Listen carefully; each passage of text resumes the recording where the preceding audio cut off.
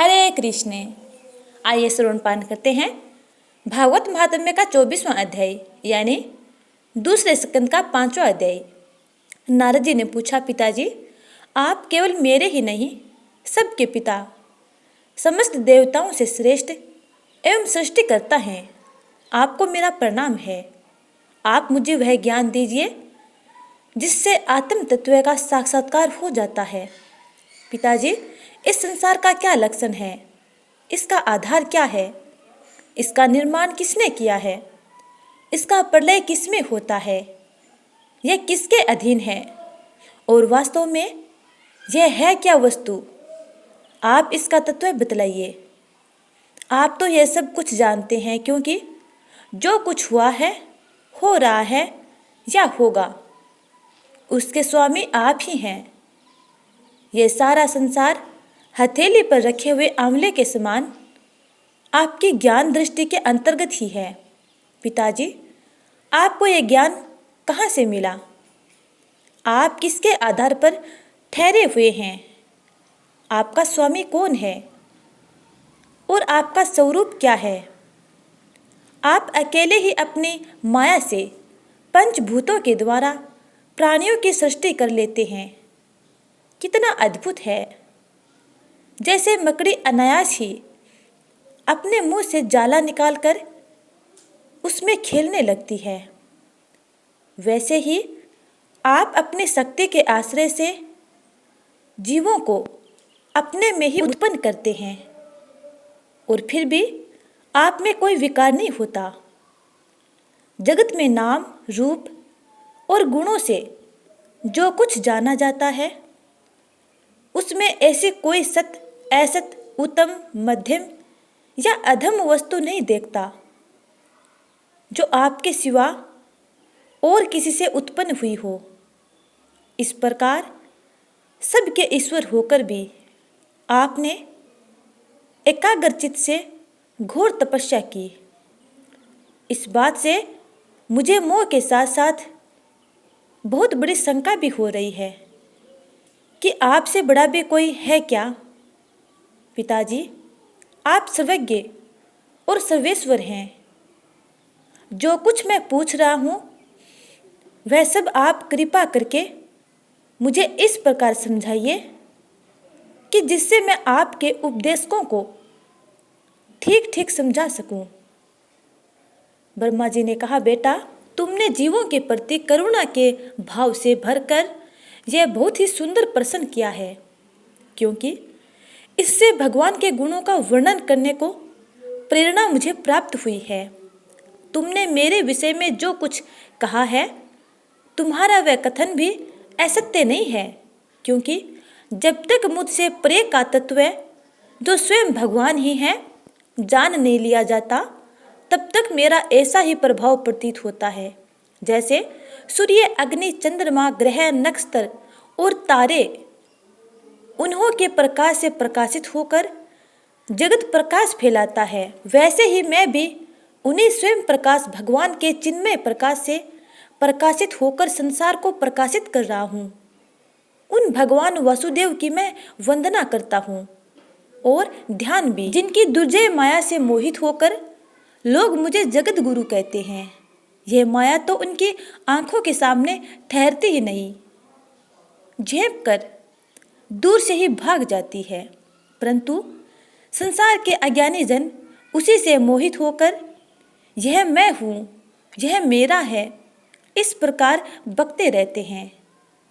भगवत स्वरूप नारद, द्रव्य, कर्म, काल, स्वभाव और जीव वास्तव में भगवान भिन्न दूसरी कोई भी वस्तु नहीं है। वेद नारायण के प्रायण हैं, देवता भी नारायण के ही अंगों में कल्पित हुए हैं, और समस्त यज्ञ भी नारायण की प्रसन्नता के लिए हैं, तथा उनसे जिन लोकों की प्राप्ति होती है वे भी नारायण में ही कल्पित हैं।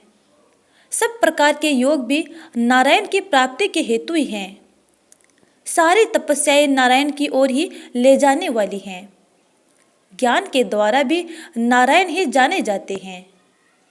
समस्त साध्य और साधनों का पर्यवसान भगवान नारायण में ही है। वे दृष्टा होने पर भी ईश्वर हैं, स्वामी हैं, निर्विकार होने पर भी सर्वस्वरूप हैं। उन्होंने ही मुझे बनाया है और उनकी दृष्टि से ही प्रेरित होकर मैं उनके इच्छा अनुसार सृष्टि रचना करता हूँ। भगवान माया के गुणों से रहित एवं अनंत हैं। सृष्टि, स्थिति और प्रलय के लिए रजोगुण, सत्वगुण और तमोगुण, ये 3 गुण माया के द्वारा उनमें स्वीकार किए गए हैं। यही तीनों गुण द्रव्य, ज्ञान और क्रिया का आश्रय लेकर मायातीत नित्य मुक्त पुरुष को ही माया में स्थित होने पर कार्य, कारण और कर्तापन के अभिधान से बांध लेते हैं। नारद, इंद्रियातीत भगवान गुणों के इन 3 आवरणों से अपने स्वरूप को भली भांति ढक लेते हैं, इसलिए लोग उनको नहीं जान पाते। सारे संसार के और मेरे भी एकमात्र स्वामी वे ही हैं। मायापति भगवान एक से बहुत होने की इच्छा होने पर अपनी माया से अपने स्वरूप में स्वयं प्राप्त काल, कर्म और स्वभाव को स्वीकार कर लिया। भगवान की शक्ति से ही काल तीनों गुणोक्षोभ उत्पन्न कर दिया। स्वभाव ने उन्हें रूपांतरित कर दिया और कर्म ने महतत्व को जन्म दिया। रजोगुण और सत्वगुण की वृद्धि होने पर महतत्व का जो विकार हुआ, उससे ज्ञान, क्रिया और द्रव्य रूप तमय प्रधान विकार हुआ। वह अहंकार कहलाया और विकार को प्राप्त होकर 3 प्रकार का हो गया। उसके भेद हैं वैकारिक, तेजस और तामस। नारद जी, वे क्रम से ज्ञान शक्ति, क्रिया शक्ति और द्रव्य शक्ति प्रधान हैं। जब 5 महाभूतों के कारण रूप तामस अहंकार में विकार हुआ, तब उससे आकाश की उत्पत्ति हुई। आकाश को तन्मात्रा और गुण शब्द हैं। इस शब्द के द्वारा दृष्टा और दृश्य का बोध होता है। जब आकाश में विकार हुआ, तब उससे वायु की उत्पत्ति हुई। उसका गुण सप्रस है। अपने कारण का गुण आ जाने से यह शब्द वाला भी है। इंद्रियों में स्फूर्ति, शरीर में जीवन शक्ति, ओज और बल इसी के रूप हैं। काल, कर्म और स्वभाव से वायु में भी विकार हुआ। उससे तेज की उत्पत्ति हुई। इसका प्रधान गुण है रूप। साथ ही इसके कारण आकाश और वायु के गुण शब्द एवं सप्रस भी इसमें हैं। तेज के विकार से जल की उत्पत्ति हुई। इसका गुण है रस। कारण तत्वों के गुण शब्द, स्पर्श और रूप भी इसमें हैं। जल के विकार से पृथ्वी की उत्पत्ति हुई। इसका गुण है गंध। कारण के गुण कार्यों में आते हैं। इस न्याय से शब्द, स्पर्श, रूप और रस, ये चारों गुण भी इसमें विद्यमान हैं। वैकारिक अहंकार से मन की और इंद्रियों के 10 अधिष्ठाता देवताओं की भी उत्पत्ति हुई। उनके नाम हैं दिशा, वायु, सूर्य, वरुण, अश्विनी कुमार, अग्नि, इंद्र, विष्णु, मित्र और प्रजापति। तेजस अहंकार के विकार से श्रोत्र, त्वचा, नेत्र, जिह्वा और घ्राण, 5 ज्ञानेंद्रियां एवं वाक, हस्त, पाद, गुदा और जननेंद्रियां, ये 5 कर्मेंद्रियां उत्पन्न हुई। साथ ही ज्ञान शक्ति रूप बुद्धि और क्रिया शक्ति रूप प्राण भी तेजस अहंकार से ही उत्पन्न हुए। श्रेष्ठ ब्रह्मविद, जिस समय ये पंचभूत इंद्रिय, मन और सत्व आदि तीनों गुण परस्पर संगठित नहीं थे, तब अपने रहने के लिए भोगों के साधन रूप शरीर की रचना नहीं कर सके।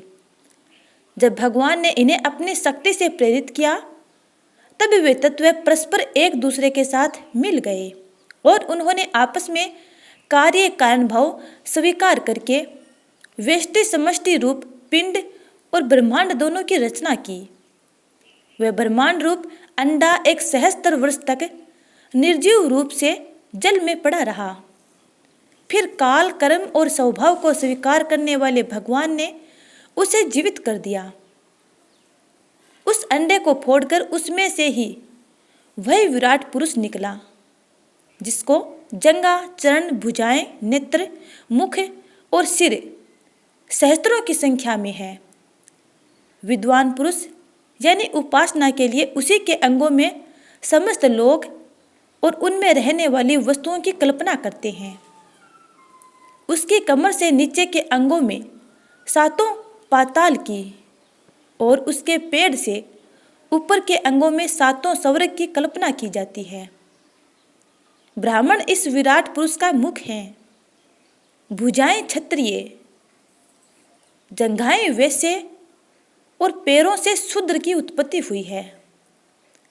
पैरों से लेकर कटी पर्यंत सातों पाताल तथा भूलोक की कल्पना की गई है।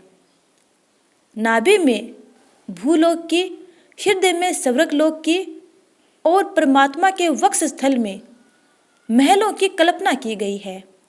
उसके गले में जनलोक, दोनों सतनों में तपोलोक और मस्तक में ब्रह्मा का नित्य निवास स्थान सत्यलोक है। उस विराट पुरुष की कमर में अतल, जांघों में वितल, घुटनों में पवित्र सुतल लोक और जंघाओं में तलातल की कल्पना की गई है।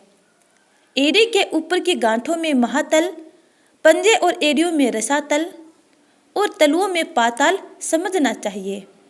इस प्रकार विराट पुरुष सर्वलोकमय है।